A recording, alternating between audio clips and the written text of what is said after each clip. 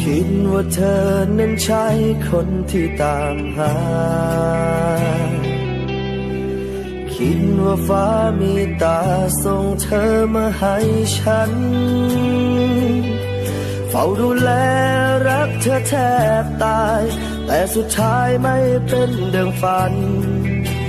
เพียงแค่เสี้ยวคืนวันเอากลับมาไม่ได้เลยก็คิดว่าเธอนั้นคงเป็นคนสุดท้ายก็เลยทุ่มเทใจให้เธอเสมอตื่นจากฝันสุดท้ายเป็นเพียงละเมอสรุปว่าฉันนั้นยังไม่ใช่ไม่โกรธไม่แค้นอะไรเมื่อใจเธอเลือกไปก็คิดว่าฟ้ามีตาส่งเธอลงมาให้ฉันขอบคุณในทุกวันให้ลืมตาตื่นมาเจอเธอ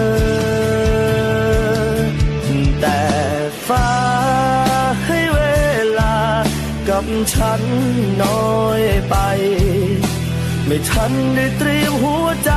กับความรักนี้ได้มาพบกันเพื่อเพียงลาไม่คู่กันในชาตินี้แต่ฟ้าก็คงรู้ดีเธอก็คงรู้ดีฉันรักเธอมากกว่าใคร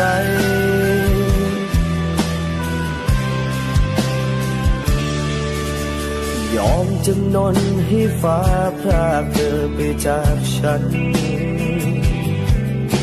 ให้รู้ว่าโชคชะตามาไกลเพียงเท่านี้โบกมือลาขอให้เธอโชคดีเกิดชาตินี้เราไม่ใช่คู่กัน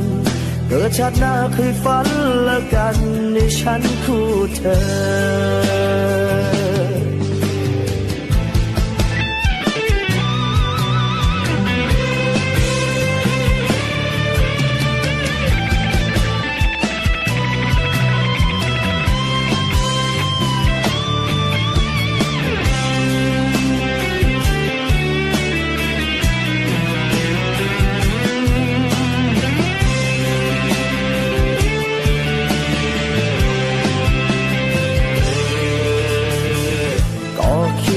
ฟ้ามีตา